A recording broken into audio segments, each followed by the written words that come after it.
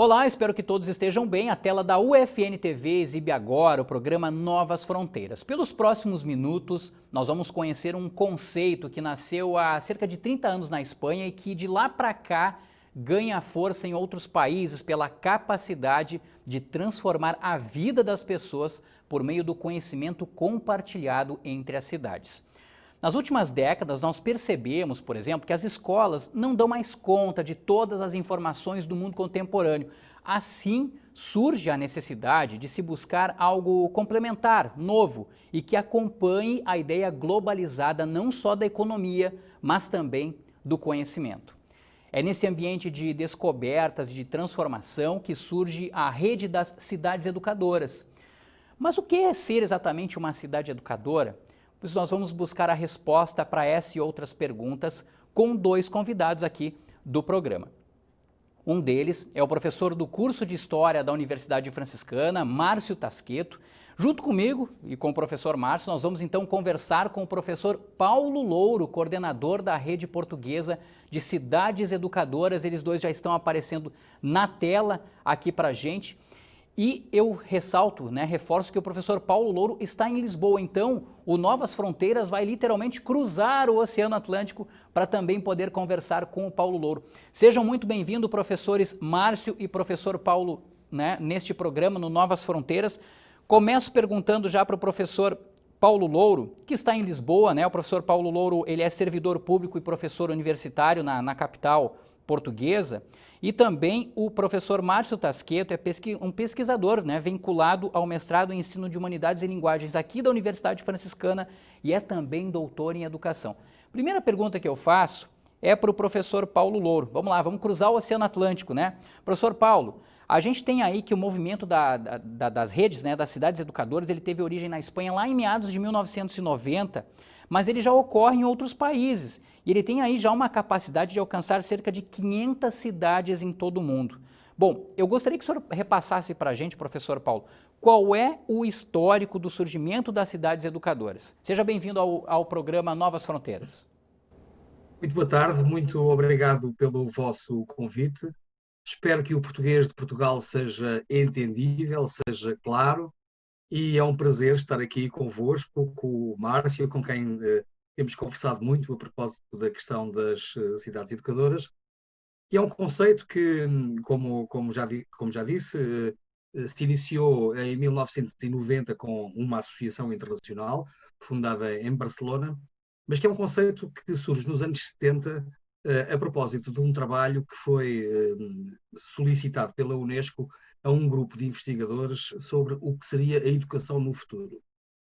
E, decorrente desse trabalho, foi produzido um relatório, designado Relatório Fauré, porque o Fauré francês era o principal redator desse relatório, em que ele propõe exatamente esta ideia da cidade educativa, não, não utilizou a designação cidade educadora, mas sim cidade educativa.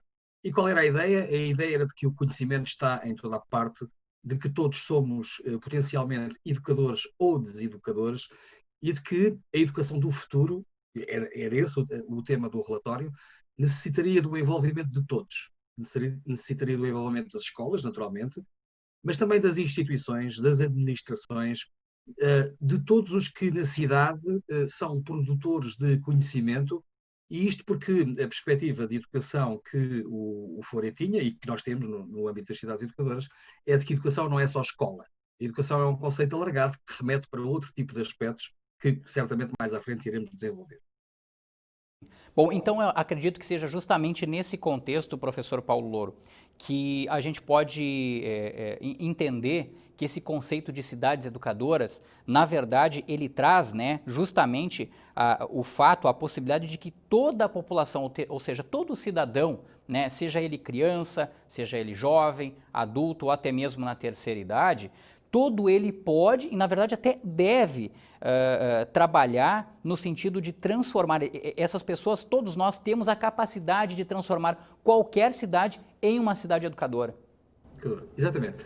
As cidades educadoras, a Associação Internacional de Cidades Educadoras, que como já disse o Roberto, portanto congrega 500 cidades, aproximadamente de 36 países, é uma associação de governos locais. E isto porque governos locais, municípios, na generalidade das situações, embora isso dependa da organização administrativa de cada país. Mas, na verdade, a cidade educadora constrói-se com os governos locais, mas com todos os agentes do território. Todos, com as universidades, com as associações, com as fundações, com as empresas, com todos os outros serviços públicos, que não apenas os de nível local. E, portanto, esse aspecto é um aspecto que é muito importante ser tido em conta, que toda a gente tem um papel educador ou deseducador. Se todos os meus comportamentos têm essa potencialidade. Ou seja, os comportamentos de cada um de nós não são neutros do ponto de vista educativo. Todos eles têm uma dimensão potencialmente educadora ou deseducadora. E, portanto, é nessa perspectiva de que a Associação Internacional de Cidades Educadoras vem desenvolvendo o seu trabalho, baseado nos governos locais, baseados em 20 princípios da Carta das Cidades Educadoras, que foi recentemente revista, foi até apresentada a nova Carta das Cidades Educadoras agora no último dia 30 de novembro, e que tem tido um enorme impacto do ponto de vista daquilo que são a definição das políticas públicas por parte dos governos locais. Sim.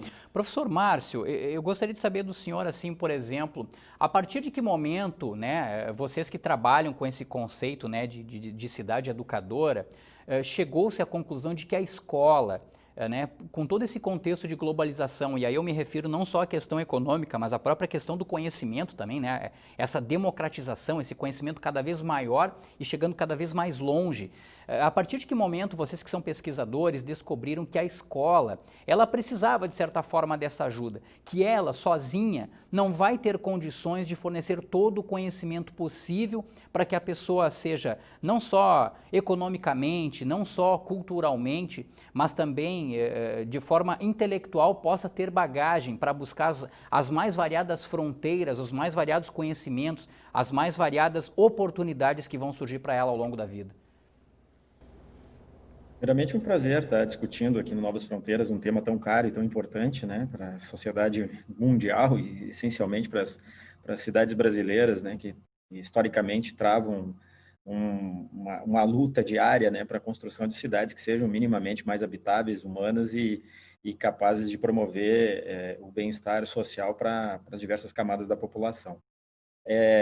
O pensamento pedagógico brasileiro, por exemplo, ele tem uma rica tradição já no debate entre escola e territórios, né? Apesar de a gente estar discutindo especificamente esse movimento que começa nos meados da década de 90, a relação com experiências, com teorias pedagógicas, com reflexões, com práticas pedagógicas no campo das políticas públicas ligadas à educação no Brasil, já pelo menos desde a década de 30, a gente pode identificar uma série de experiências significativas nesse sentido, que vão se dando conta desse processo de interação cada vez mais necessária entre escola e território e a forma como a gente vai pensando a construção de currículos que atendam às dimensões e às diversas facetas da cultura brasileira. E isso se insere nos cenários urbanos, nos contextos das cidades de uma forma ainda mais aguda, se a gente colocar esse debate no campo das diversas complexidades, né, do mundo atual e, sobretudo, no âmbito da educação, né, nessa relação entre educação e cidade.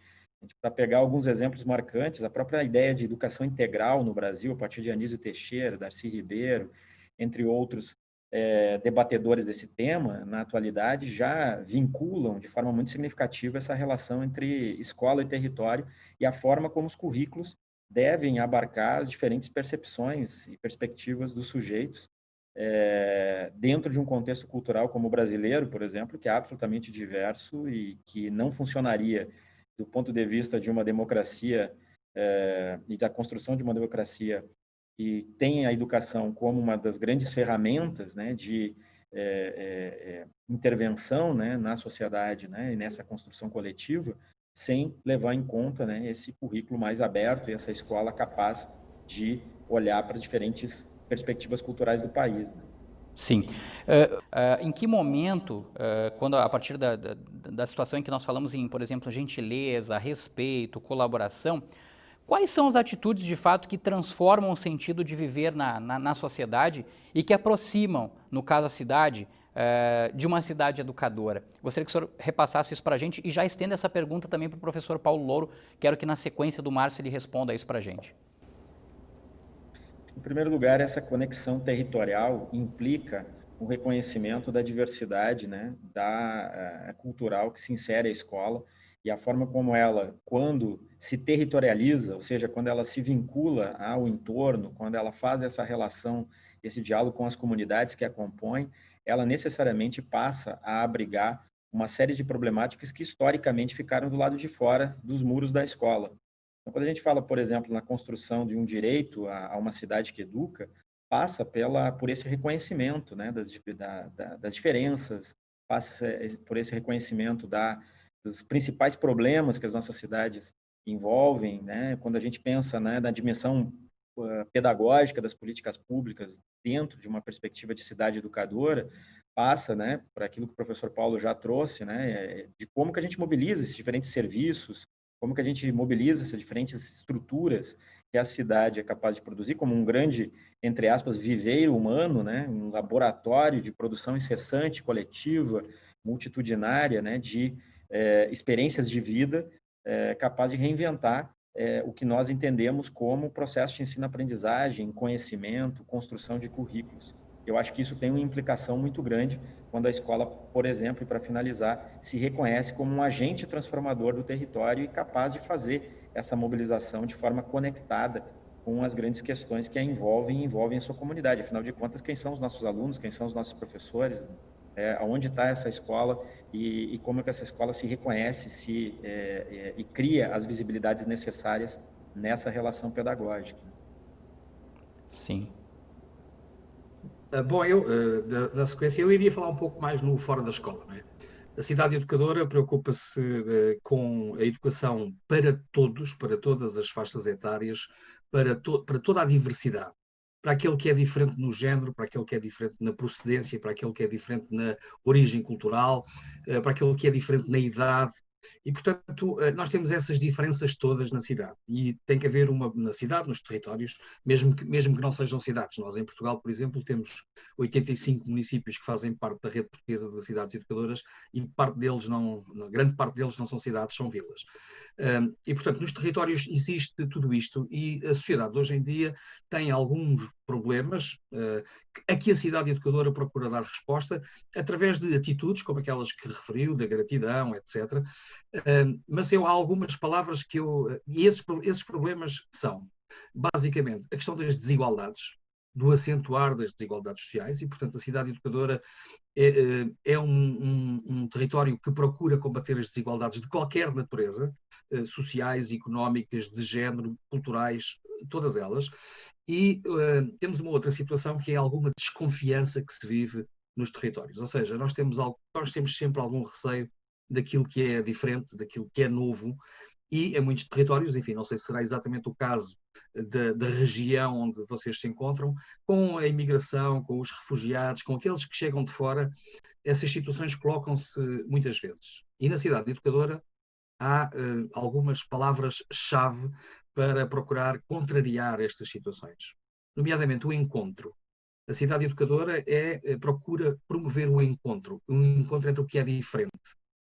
Porque nós só conhecendo o outro é que podemos compreendê-lo e aceitá-lo. Se não o conhecermos, isso é mais difícil. Um outro aspecto que é importante na cidade educadora é o compromisso. O compromisso que cada sujeito que vive num território, que estuda num território, que passa por um território, tem que ter com esse território. Porque se não tiver esse compromisso, quer com o território, quer com os outros, não será possível nós termos um ambiente que seja um ambiente saudável, por assim dizer. E dos 20 princípios da Carta das Cidades Educadoras, há um outro que é o da participação e do envolvimento dos cidadãos nas decisões da vida pública, que é também muito importante. Certamente depois terei hipótese de explicar esta questão da participação um pouco mais à frente. Bom, quando a gente traz a situação, né, da rede de cidades educadoras, me passou aqui agora também, ouvindo vocês dois, quando a gente se refere também às cidades educadoras, na verdade a gente está falando do município, né? Eu acredito que a zona rural, né, ela também tem algo a ensinar para as pessoas, ela também consegue levar a algum tipo de conceito. E aí a gente entra também naquele campo, assim, professores, de que cada município vai ter a sua particularidade. Eu até fiz uma anotação aqui, por exemplo, alguns vão trabalhar mais umas questões ambientais, outros vão trabalhar mais com a preservação, por exemplo, do patrimônio, né? Mas como é que uma cidade, um município pode descobrir a real vocação dela, ou a real vocação dele, no caso de município, para se tornar uma cidade educadora? Ou seja, quando eu faço essa pergunta a vocês dois, eu quero dizer assim, por exemplo, Santa Maria. Santa Maria, para ser uma cidade educadora, como ela vai descobrir a vocação dela? É mostrar a capacidade de conhecimento que ela pode ter de transferir a partir da quantidade de ensino, de escolas que há na cidade, de serviços, enfim. Começa com o professor Márcio. E mais do que a quantidade de instituições formais de ensino que uma cidade possui, a potencialidade dela se tornar educadora está mais ligado, a meu ver, com a forma como ela consegue mobilizar suas diferentes forças sociais, os grandes movimentos, né, que a cidade é capaz de produzir em prol de uma construção educativa da cidade, né? Construir essa vocação da cidade passaria essencialmente por um grande diálogo. Não há outra maneira de construir a ideia de uma cidade educadora sem que a gente passe necessariamente por esse grande diálogo, essa grande conversação, né, que uma cidade é capaz de produzir. E nesse sentido, quando a gente fala que o passo inicial é o diálogo, significa que a gente não tem essa tradição, sobretudo nas cidades brasileiras, de escuta recíproca, de uma construção de uma caixa de ressonância, né, que a cidade pode se tornar, no sentido de ouvirmos diversas vozes que a cidade produz, os de seus diversos sujeitos, a forma como os sujeitos narram a cidade, né, constroem sentido e estabelecem, a partir da sua experiência e sua prática de fazer cidade, jeitos e olhares absolutamente diferentes. Acho que essa vocacionalidade de uma cidade educadora passaria necessariamente, primeiro, por uma construção participativa, que é uma premissa essencial para toda e qualquer cidade que deseja intencionalmente deliberar por tornar-se uma cidade educadora e aceitar o desafio desses 20 princípios, né, que correspondem à chamada Carta da Cidade Educadora, que o professor Paulo se referia anteriormente. Sim. Bom, eu iria pegar aqui em algo que nós costumamos utilizar a propósito do que é isto da cidade educadora, e que tem três dimensões, não é? A primeira dimensão, aprender na cidade ou aprender no território, porque, como disse, há muitos governos locais, muitos municípios que são cidade educadora e não têm só contextos urbanos, naturalmente. Portanto, aprender na cidade. A cidade como recurso, o território como um recurso, as suas instituições, os seus museus, as bibliotecas, os acontecimentos efêmeros ou ocasionais como feiras, congressos, celebrações, tudo isso tem um enorme potencial educador e temos assim um mapa educativo no território em que o território é um recurso, e repito, para todos aprenderem e para todos aprenderem e ensinarem, ao fim e ao cabo, que é, todos nós temos potencialidades educadoras e, portanto, todos nós temos um potencial para poder apresentar aos outros. Temos assim um género de um mapa educativo, não é, com as diferentes ofertas educativas que as diferentes instituições do território proporcionam.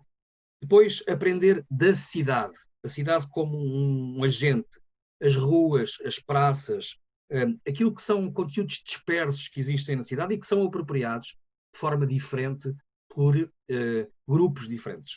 A utilização de uma praça, por exemplo, é diferente quando é feita por jovens ou quando é feita por idosos, que nós aqui dizemos séniores.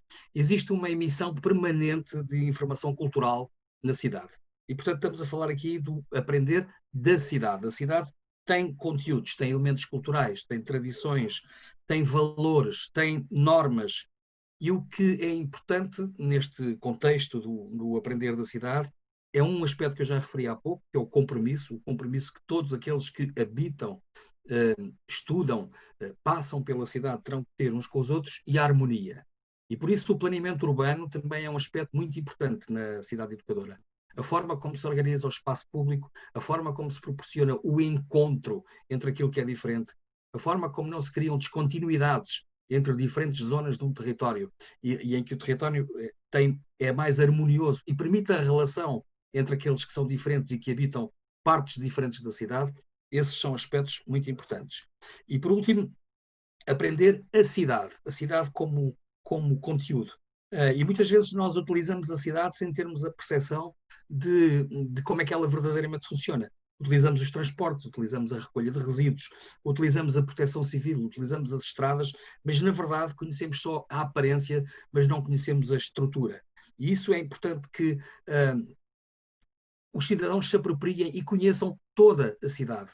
E toda a cidade remete para um aspecto que existem diferentes territórios na cidade e é importante que tenhamos a oportunidade de os vivenciar todos. Ou seja, existem territórios que são mais de gente mais jovem, territórios que são mais de gente mais idosa, existe o território dos ricos, o território dos pobres, existe o território dos locais e o território daqueles que visitam. E, portanto, aquilo que eu até costumo dizer, se nós temos sítios na cidade que mostramos a quem nos vem visitar, e se há sítios que só a polícia conhece, isso significa que há aqui uma falta de ligação entre os diferentes territórios da cidade. E a cidade educadora preocupa-se muito com estes aspectos, com as questões do planeamento urbano, da organização do espaço público, do permitir o encontro entre aquilo que é diferente. E pegava então na questão da participação, que eu há pouco referi de uma forma muito breve, que é, na cidade educadora, a participação dos cidadãos, até na organização do espaço público, é importante. Não sei como são as experiências no Brasil, mas na Europa existe uma cada vez maior participação por parte dos cidadãos na definição daquilo que são os projetos de espaço público. Participam na identificação do problema, participam na identificação da solução do projeto, daquilo que vier a ser desenvolvido, e participam em muitas situações na própria concepção do espaço, colaborando na própria concepção do espaço. Eu tenho um projeto de Lisboa, depois se o programa não ficar muito extenso, há um projeto de Lisboa que eu gostava de dar o exemplo, que eu acho que ilustra perfeitamente isto que estou aqui a tentar dizer. Perfeito. Bom, de tudo isso que o senhor falou, professor Paulo, na verdade, a gente percebe que a multissetorialidade, ela passa a ser decisiva, então, na construção, por exemplo, de políticas públicas para transformar uma cidade em cidade educadora. Sim. É cada vez mais importante que o trabalho seja feito de uma forma coordenada entre não só os diferentes serviços ou departamentos dos governos locais, ou seja, é importante que o urbanismo fale com a educação, da mesma maneira que é importante que fale com a ação social, que a proteção civil fale com a ação social, que a polícia, nós temos um exemplo de policiamento comunitário aqui em Lisboa, em que a polícia trabalhou com o nosso departamento de ação social para que passasse a haver um policiamento de proximidade. Ou seja, um policiamento de proximidade que conta com a colaboração dos moradores, quer na identificação dos problemas, quer na identificação das soluções. E, portanto, o trabalho tem que ser conjunto entre os diferentes serviços do governo local, mas também com os diferentes agentes da cidade. Ou seja, todos podem ter uma palavra a dizer e quanto mais... A cidade educadora é uma cidade de escuta. Portanto, nós ouvimos para podermos decidir melhor. E, naturalmente que é sempre o poder político que tem a última capacidade para decidir, mas quanto mais escutar, quanto mais perceber quais são as necessidades das comunidades, quanto mais perceber quais são os anseios e as expectativas que as pessoas têm, mais de acordo com isso, com esses anseios e essas expectativas serão as decisões e, portanto, melhor é a qualidade de vida no território, maior é o envolvimento da própria comunidade e isso tem um impacto enorme, por exemplo, nas questões da preservação. Uma coisa que sabemos é quando a população participa na definição do que vai ser um espaço público, quando a população colabora na própria reconstrução do espaço público, a população depois preserva esse espaço público. Não pincha, não estraga, não deita abaixo e, portanto, o envolvimento das pessoas é sempre um aspecto muito importante. Sim, é a ideia de que todo mundo pode somar, todo mundo pode contribuir, né, para esse conceito de cidade educadora, todo mundo pode compartilhar o espaço. Agora, professor Márcio, como as universidades, e aí vou trazer o exemplo aqui para o Brasil, né, como que as universidades elas podem trabalhar esse conceito de cidade educadora? Aqui na região, se não estou enganado, peço até que o senhor me corrija se eu falar errado alguma coisa aqui, mas a cidade de São Gabriel é considerada uma cidade educadora, é isso? O ponto central dessa discussão que une universidades e cidades educadoras é a territorialização das universidades, né? Nesse sentido, como é que a gente pensa esse atravessamento de elementos que compõem as dinâmicas sociais, a própria prática cultural na cidade, como isso pode de alguma forma, ser trabalhado dentro de uma perspectiva de curricularização, né, dessa relação entre as universidades e o território onde elas estão inseridas.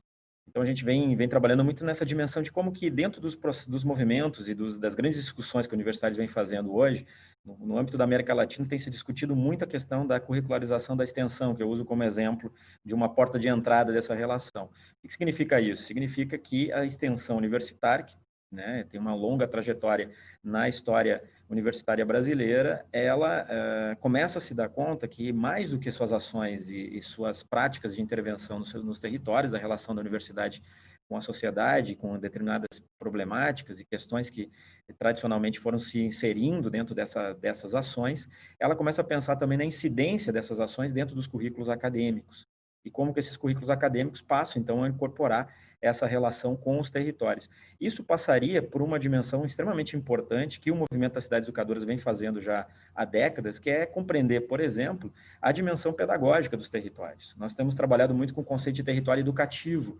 nessa relação com as universidades, ou seja, como é que a gente cria intencionalidades pedagógicas que constroem processos e itinerários formativos onde os estudantes, ao invés de simular situações para aprender nos seus diversos campos do conhecimento, se deparam com questões das suas comunidades, da sua cidade, né? Se inserem dentro dessas problemáticas e vão traduzindo isso pedagogicamente, que é talvez um dos grandes desafios. Aqui no Brasil, a gente tem algumas experiências muito significativas. A Universidade de Passo Fundo, aqui mesmo na Universidade Franciscana, e até mesmo na relação com cidades que vêm fazendo essa experiência de cidades educadoras. Aqui no norte do estado, nós temos 4 cidades que começaram a debater e se inteiraram dessa discussão e começaram o seu processo de cidade educadora a partir de discussões vinculadas com a universidade, né? Que foi o caso lá de Camargo, de Soledade, de Marau e de Carazinho, aqui na região norte, na relação com a Universidade de Passo Fundo. E aqui, né, a Universidade Franciscana vem trabalhando tanto no estrito senso, né, nós temos projetos de pesquisa que têm trabalhado com essa questão das cidades educadoras, tentando vincular dentro também do impacto social dos nossos programas, né, de pós-graduação relacionados com a temática das cidades educadoras, a forma como a gente tem trazido para o debate da extensão universitária, né, que tem 3 grandes desafios hoje, né, a universalização dos estudantes nas práticas de extensão,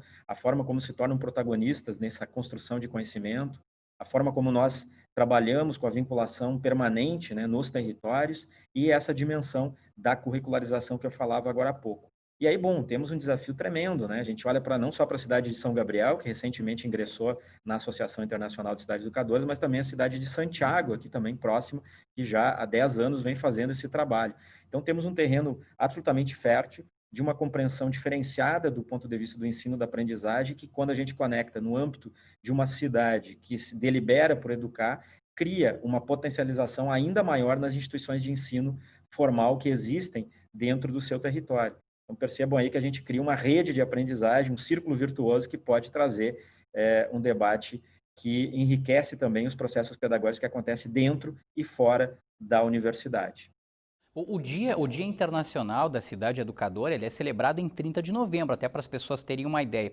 E para conhecer mais essa ideia, né, sobre o que é exatamente a rede das cidades educadoras, o site da Associação Internacional das Cidades Educadoras é o que está aparecendo na tela. O pessoal pode, então, copiar, né, o site aí da tela, acessar para conhecer um pouco mais o que é esse conceito de cidade educadora aqui na região de Santa Maria, como o professor Márcio então colocava. Nós temos aí a cidade de Santiago e também a cidade de São Gabriel. Olha, passou muito rápido o nosso tempo, pessoal. E nesse sentido eu vou encerrando, né, essa edição do programa Novas Fronteiras. Quero agradecer a participação do professor Márcio Tasqueto, do curso de História aqui da Universidade Franciscana. Ele também é pesquisador, né, vinculado ao mestrado em Ensino de Humanidades e Linguagens aqui da Universidade Franciscana, e é também doutor em Educação. Professor Márcio, que nós possamos cada vez mais transformar todas as cidades em cidades educadoras. Acho que essa é a grande mensagem que a gente quer deixar com o programa, não é mesmo? Exatamente, esse é o grande desafio e é isso que a gente tem trabalhado aí continuamente. Acho que a nossa instituição aqui tem um potencial imenso de trabalho e tem feito isso com práticas significativas, né, em diversos âmbitos da cidade aqui de Santa Maria e também de abrangência da universidade na região. e todos temos a ganhar com esse movimento, e é um debate que a gente precisa cada vez mais, com a colaboração de experiências como essa de Lisboa e da própria rede portuguesa, que o Paulo representa aqui nesse programa hoje, né, com a sua fala, com a sua presença, agregar cada vez mais conhecimento e compreensão do quanto esse movimento pode ser significativo para a nossa cidade, trabalhar dentro dessa perspectiva. Mais uma vez, então, agradeço ao professor Márcio Tasqueto pela participação, estendo esses cumprimentos, esses agradecimentos também ao professor Paulo Louro, que é coordenador da Rede Portuguesa de Cidades Educadoras, também servidor público e professor universitário na cidade de Lisboa. E até para quem não sabe, o professor Paulo Louro nos ajudou aí, né, com um espacinho na sua agenda, a minimizar uma diferença de 3 horas em relação ao fuso horário do Brasil com Portugal, e também, professor Paulo, minimizar uma distância, né, que é do tamanho do Oceano Atlântico, mas nem por isso nos impede, né, de buscar e trocar conhecimentos, principalmente a partir desse conceito de cidades educadoras. Muito obrigado pelo vosso convite. É sempre um prazer partilhar experiências e aquilo que vamos fazendo. Espero que o Brasil possa ter mais municípios envolvidos nas cidades educadoras. Sei que o Márcio é um dos promotores dessa iniciativa, porque este conceito é um conceito que me parece que é capaz de responder aos desafios das sociedades contemporâneas. Se tiverem curiosidade também, a Rede Portuguesa, nesse site que divulgaram, tem a sua própria página, e aí encontrarão os boletins que publicam as experiências dos municípios portugueses e que poderão, em alguns casos, ser inspiradoras para algumas situações, realidades, porque possam estar passando e que outros já experimentaram. Muito obrigado mais uma vez pelo convite. Agradecemos, professor Paulo Louro, pela sua participação. Mais uma vez também muito obrigado ao professor Márcio Tasqueto. Eu convido você para acompanhar, né, o programa Novas Fronteiras também no nosso canal do YouTube, youtube.com/UFNTV. Você pode acompanhar não só o Novas Fronteiras, como todos os outros programas da UFNTV. Muito obrigado pela sua participação, um grande abraço e até uma próxima oportunidade.